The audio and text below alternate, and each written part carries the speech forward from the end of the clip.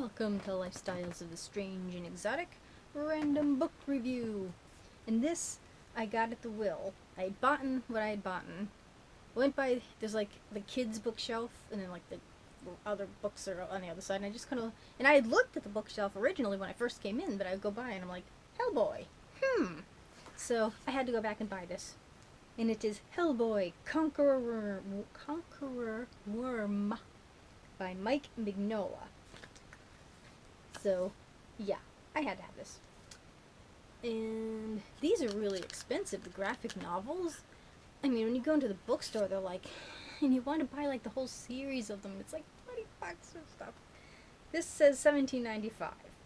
So yeah, this was not cheap, so I got it for, I think he only charged me 50-something cents actually, because I think, did it have a tag on here? I don't remember, but it was like 50 cents. I am okay with that. Now, I love the Hellboy movies. What the hell's the dude name that played Vincent there? The dude that played Hellboy, anyway. It was perfect for him. And I never actually got to read much of the comics, only around when the movie came out. So, these are my notes. 53 cents. That's what I paid for this. Now, Ron Perlman, that's the name. So I loved his take on it. So, he's just very kind of laid back, kind of chill. It's just a really cool personality to Hellboy. Let's see. The intro is done by Guillermo del Toro. I don't know Italian. Guillermo del Toro, who's the one who put out the movies. I think there's only 2 Hellboy movies. I don't think they came out with a third. Okay, I was wondering. Okay. It's by MacLeod, who did the writing and apparently the artwork. The coloring was by Dave Stewart and lettered by Pat Berceau. So it's kind of like a one-person team, which is really kind of cool. MacLeod is a genius, an unapologetically subjective introduction by Guillermo del Toro.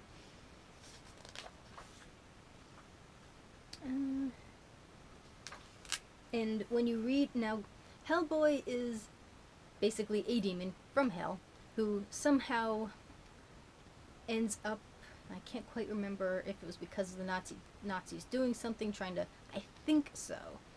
The Nazis are trying to do something like trying to get some sort of power through a portal or something like that, and something went wrong, but something came through, and that was Hellboy. Well, he was just a little baby demon child. Not bad, not good. So he was raised by this leader of, like, basically if Area 51 sort of had their own sort of field operative team, so he was sort of raised by this scientist. So he came up, grew up as a good guy, But I guess he's part of some sort of prophecy where he'll, like, end the world, and, it's a whole universe. If you haven't seen the movies, I do highly suggest the movies. I also suggest reading the Hellboy comics. And it starts off with, like, it sounded very Shakespearean, this poem, only to find out that it's Edgar Allan Poe. Yes, I might have just lost considerable, goth points on that. I don't recognize Poe when I see it. So, and it was from Ligeia, Ligeia,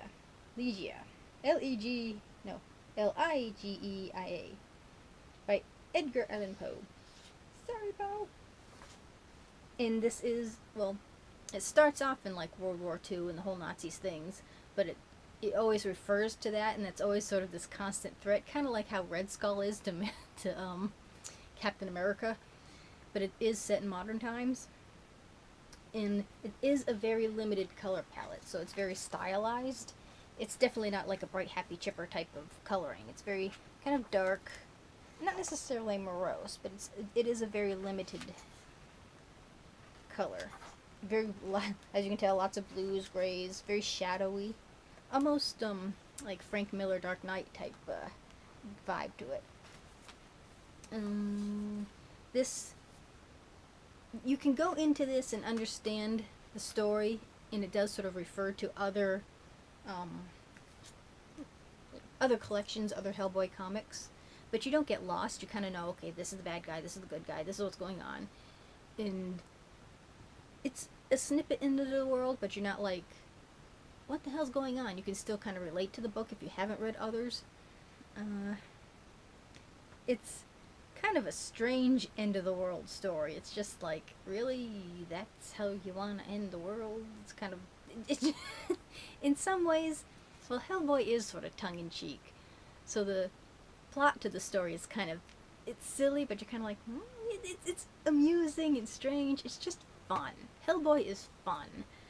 And it's a really cool sketchbook at the end too, where you kind of see the artist's ideas and, you know, kind of how he was going about designing the different characters, which is always kind of fun to see the prototypes to the finished. Now, I believe these must be in order. So we've got Seed of Destruction. Ooh, we crossed over with John Byrne.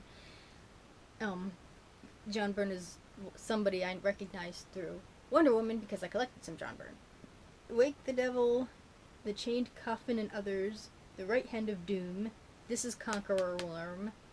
So I guess it's like the end of the maybe story arc, because I don't know if they're quite connected to each other. And then you have The Art of Hellboy, which would be really, really cool. And then you have different volumes. Then you can then you can buy Hellboy baseball cap. It would be cool if you had like the horns. Or the Hellboy lunchbox. So yeah, and this comes from, you know, Dark Horse. Drawing on Your Nightmares. So this was really, really cool. I highly recommend picking up Hellboy. It's not horror or anything. It's more adventure, kind of gothic adventure, history. It's its own thing. It's really kind of hard to really describe. But like I said, if you've seen the movies, rent the movies, you can get a taste for like the lighter aspect of Hellboy. It goes, move in and explore these pages. They draw us into a deeper, richer universe. They crown all past work and signal a new promising future. All while still giving us the pulp beauty, cheap thrills, and cosmic horrors that have become Mignola's signature, a work of genius. And that's from the introduction. Though they do consider this horror. I think it's fairly tame horror, but awesome nonetheless. Highly recommend you pick it up. Hellboy's awesome. So, thank you for watching. Do remember to comment, rate, share, and subscribe. There's always room for more at the Strange and Exotic. See you next time. Bye.